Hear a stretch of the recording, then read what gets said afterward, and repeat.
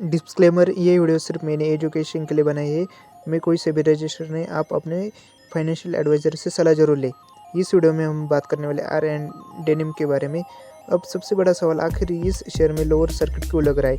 हाल ही में इस शेयर में भारी सेलिंग प्रेशर देखने को मिल रहा है। लगातार 6 दिनों से लोअर सर्किट लग रहा है। 5 दिनों से रिपोर्ट के अनुदान ये लगभग 25% गिरा है और इसके पीछे मुख्य कारण बताए जा रहे हैं। भारी बिक वाली हेवी सेलिंग, निवेशक तेजी के बाद मुनाफा बुक कर रहे हैं और इन्वेस्टर पार्टिसिपेशन कम होना लग रहा है। डिलीवरी वॉल्यूम में लगभग 90% तक गिरावट देखी गई है और पैनिक सेलिंग में जब ऐसे स्टॉक में लोअर सर्किट लगता है तब जबकि शेयर तेजी से गिरता है तो छोटे निवेशक डर कर बेचने लगते हैं। हाल ही रैली में तेजी आई थी और उसके बाद प्रॉफिट बुकिंग चालू हो सकी है।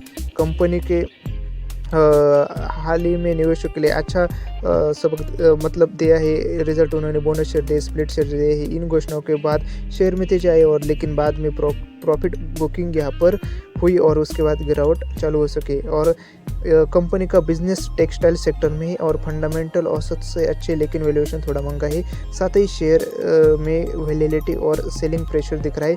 इसलिए हम पूरे इनका निवेश करने से पहले कंपनी के रिजल्ट, सेक्टर ट्रेंड और मार्केट सेंटिमेंट, इस सबका हम फंडामेंटल अभी एनालिसिस करने वाले हैं। ये वीडियो केवल एजुकेशन पर्पस के लिए बना है। निवेश करने से पहले अपनी रिसर्च जरूर करें।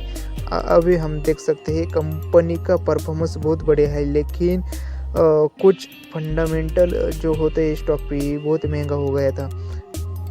साथ ही लोअर सर्किट क्यों लग रहा है और आर एंड बी डेनिम्स के बारे में, तो सब इस लोअर सर्किट लगने के बाद आम इन्वेस्टर डर जाते हैं, वो पैनिक में सेल करते हैं। इसलिए अच्छी रिसर्च करनी बहुत ही ज़रूरी है। मैं आपको मेरा व्हाट्सएप चैनल का लिंक देता हूँ, उसमें मैं अच्छे स्टॉक बताता हूँ फंडामेंटल, तब भी आप अपने फाइनेंशियल एडवाइज़र से सलाह ले सकते हैं। साथ ही ये स्टॉक में MTF में जैसे बाई किया था, बल्क डील में भी बहुत क्वांटिटी बाई हुई थी, लेकिन प्रमोटर की होल्डिंग बहुत बढ़िया है। लगभग 57% के आसपास प्रमोटर की होल्डिंग है। साथ ही कंपनी अपनी वैल्यूएशन के वैल्यूएशन पर जानी जाती थी और अच्छा खासा रिटर्न दिया था निवेशकों को, लगभग अच्छा खासा। और बल्क डील में जाकर आपको देखना पड़ेगा कंपनी क्या कर रही है, क्या नहीं, अपने बिजनेस मॉडल क्या है वो समझना पड़ेगा। उसके बाद आपको इन्वेस्ट करना चाहिए। कंपनी क्या काम करते हैं उस पर भी थोड़ी नज़र डालते हैं। R&B डेनिम्स भारत की एक टेक्सटाइल मैन्युफैक्चरिंग कंपनी। ये मुख्य रूप से डेनिम फैब्रिक बनाते हैं जो जींस और डेनिम कपड़ों के लिए इस्तेमाल होता है।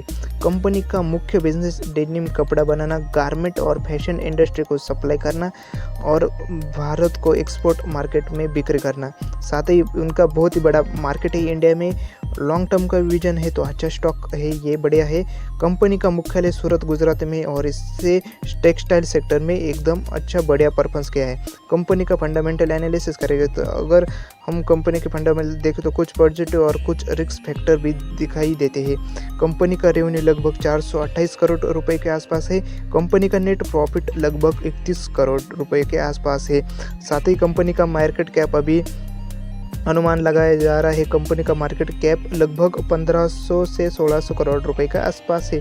प्रॉफिट ग्रोथ की बात जरूर करता हूँ मैं यहाँ पर। कुछ क्वार्टर में कंपनी का प्रॉफिट बढ़ा है, लेकिन कई बार इसमें गिरावट भी देखी गई है। साथ ही एक अच्छी खबर यहाँ पर यह है कि कंपनी में प्रमोटर होल्डिंग लगभग 57% के आसपास है, लेकिन कुछ कमजोरी भी है कि पिछले 5 साल में कंपनी की सेल्स ग्रोथ बहुत ही तेज नहीं रही। कंपनी का वैल्यूएशन थोड़ा महंगा माना जाता है, लेकिन उससे डरने की ज़रूरत नहीं है। आप लॉन्ग टर्म का व्यू रखते हैं तो बढ़िया स्टॉक है।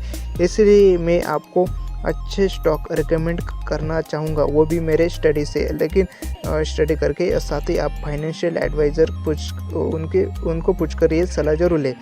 हम इससे ऐसे छोटे माइक्रो कैप स्टॉक में फंसने की ज़रूरत नहीं है। लॉन्ग टर्म का ही रखे, अच्छा रिटर्न भी दे सकता है। और साथ ही कंपनी का बहुत ही बड़ा परफॉर्मेंस बढ़िया लग रहा है टेक्सटाइल सेक्टर में। जब आप महंगे कपड़े खरीद रहे हैं, जेंजी की बात करें तो ये महंगे दिखावा करने के लिए कपड़े महंगे लेते हैं। इससे कंपनी को बहुत ही बढ़िया बेनिफिट हो सकता है। साथ ही आपने कितने इन्वेस्ट किए हैं वो हमें कमेंट सेक्शन में ज़रूर बताएं। आपके कितने रुपए डाले हैं स्टॉक में, साथ ही और कौन सी कंपनी में डाले वो ज़रूर बताएं। इससे हमको अच्छा लगता है।